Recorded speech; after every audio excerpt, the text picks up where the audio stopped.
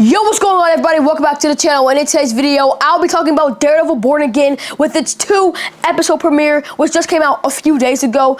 This show is starting off very strong, and there's so much to talk about. But before we get to any of that, make sure to like, subscribe, comment, share, and turn on those post notifications so you're notified when I post a new video. Now, without further ado, let's get into it. So, as you guys all know, this show just came out a few days ago with its 2-episode premiere, and there's a lot to talk about.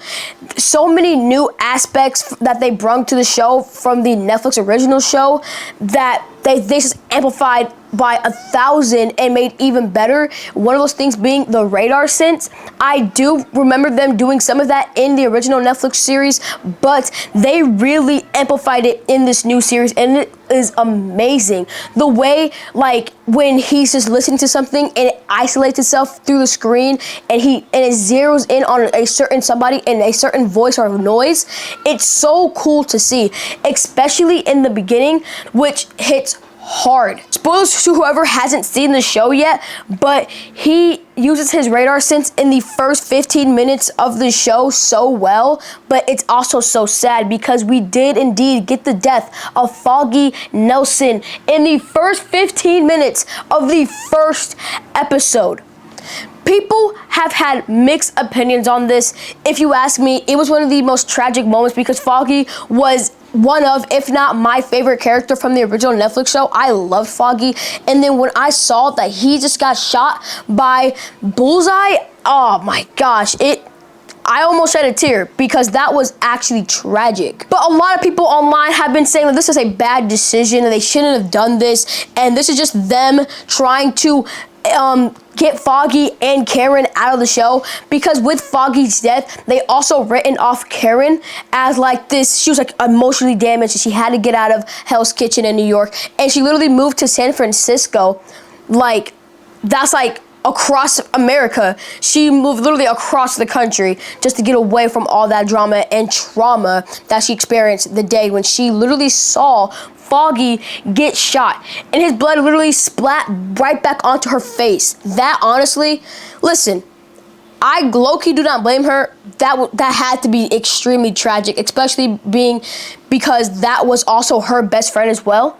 So that was definitely hard for her. But a lot of people are saying that they only killed off Foggy just so they wouldn't have Foggy and Karen in the show. Because if you didn't know, when the show was being announced and that it was going to be made, they were originally not going to have Foggy and Karen be in the show. They were just going to like write them off or just like not have them be in the show at all.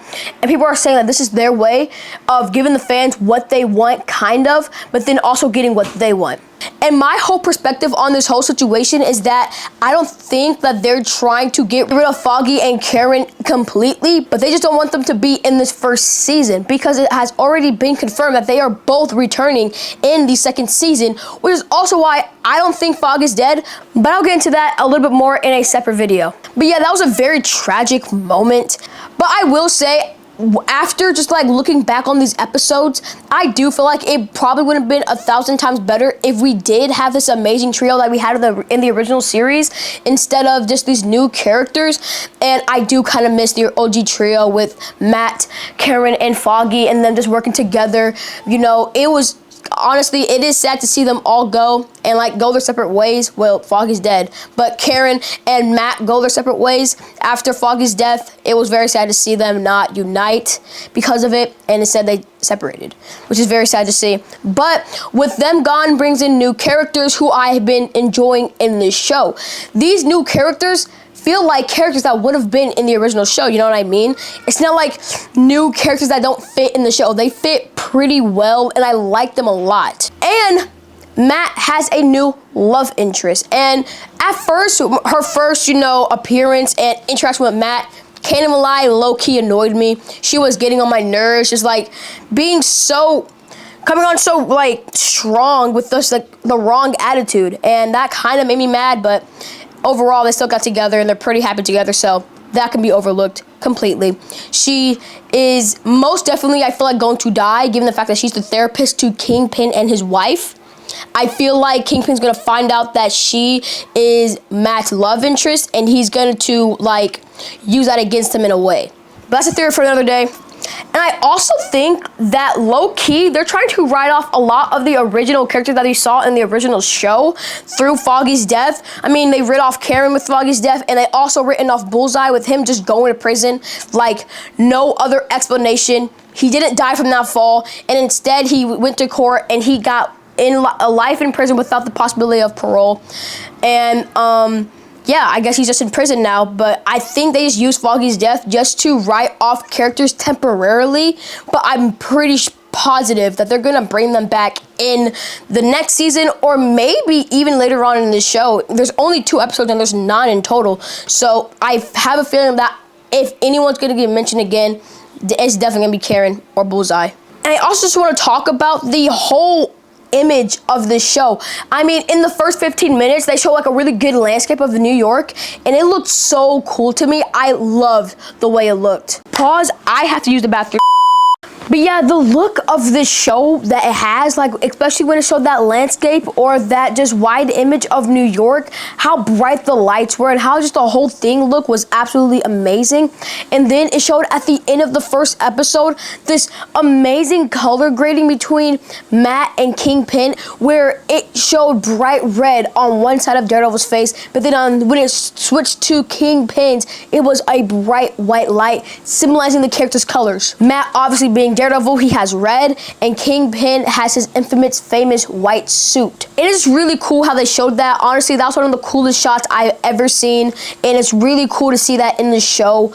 And it's just really goes to show how much thought and effort they are putting into the show, and they're making it serious, and they actually care about it. And the overall quality of the show is really nice. I heard a lot of people complaining about the CGI in the first 15 minutes, that fight between him and Bullseye, and I can't even lie.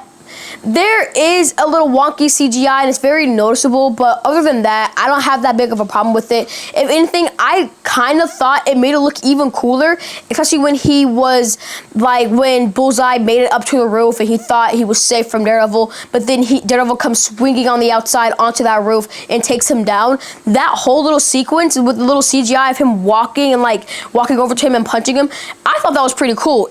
Even though it was really noticeable that that's definitely CGI, I thought it was pretty cool. I'm also really excited to see what they have with Muse. As we all know, is the new villain of the show, and we did get to see him in the second episode, one of them, and he is not in his suit, but he's out of his suit, and he's looking for help through therapy, and guess who his therapist is? Matt's new love interest. She is in so much danger, and she does not even know it. She has Kingpin. She's Kingpin's therapist, and now she's the Muse's therapist. And I guess the show kind of confirmed that this guy is playing the Muse. That has been a big question on whether he's going to be playing the Muse or not, or if it was just a rumor or a theory, but I'm pretty sure it's confirmed now. He is the Muse. And I just want to point the one thing out. In the comics, the Muse, doesn't like taking off his mask. Like, he stays in uniform all the time because he looks so deformed and ugly under that mask. If you watch my Muse introduction video, you saw how he looked under that mask, and he does not look good. But in this show, he just looks like a regular guy. You wouldn't even suspect anything unless you knew about him. He looks normal. They also got White Tiger in these first 2 episode premiere. Can't even lie, I thought White Tiger was gonna be like a character that they introduced in like the 5th, 4th episode as a new character who's interfering with Matt's problems and trying to do the same thing as Matt, but also just like kind of getting in his way. But no, he has been introduced in the first 2 episodes along with his wife, and during this little scene where Matt told his new investigators to go investigate this guy because Matt is fighting for him in court after what happened to him during, that whole subway scene and him killing the police officer. After all that, he told this guy to go search his house. And in this scene, we get to see a picture of his daughter, I believe. And this could be our first look at Ava Ayala. If you don't know who Ava Ayala is, she is the next White Tiger who comes after her father, or I think in the comics it was actually her uncle, and Ava Ayala was the original White Tiger's niece, I believe. It's either niece or sister, but either way, it's really cool to see the White Tiger in the MCU. I can't wait to see what they do with him more in the future as well. But yeah, these first 2 episodes have overall just set the bar so high for this show, and I love the first 2 episodes. A lot of people are complaining that they don't have Foggy and Karen and the original trio in the show completely, but honestly, I can look past that, especially when the 2 episodes, even without them, are amazing. And let's not forget, they just gave us one of the most goated endings to an episode or an episode series of all time with that ending in episode 2, when he was trying not to be Daredevil and trying to take on a new leaf and, turn his life around, but he just had to get into some stuff and people just had to test him. Because let's be honest, we all know that Matt low-key loves being Daredevil. Even though he says he doesn't and it's bad for him, he loves putting on that suit, going out at night, and beating the crap out of anybody who deserves it. And that scene with him fighting those 2 corrupted cops who had Punisher tattoos on them, which is definitely going to lead something in the future of the show. But that whole scene was just so cool. That was one of the coolest fight scenes I've ever seen. And when he broke that guy's arm and you can see the blood bleeding through his shirt, whoa, that was crazy. And also, I love how they're building up this new relationship between Matt and Kingpin. That scene with them in the bar or the restaurant and them just talking to each other was great. It shows that there's gonna be high beef throughout this entire series, seasons 1 through however many freaking seasons they're trying to do for the show, and I'm here for it. But yeah, guys, that's my review for the first 2 episodes. I give it a solid 9 out of 10. Only because there are a few flaws, but other than that, this show is looking absolutely amazing. Marvel was 2 for 2 this year. I thought Captain America Brave New World was alright, and with this new Daredevil series, I'm even more excited for the future of the MCU. If they keep this up, Marvel is officially back, and it's in its second prime. But yeah, guys, let me know what your guys' thoughts on these first 2 episodes of Daredevil Born Again in the comments down below, and without further ado, I'll see you on my next one. Peace!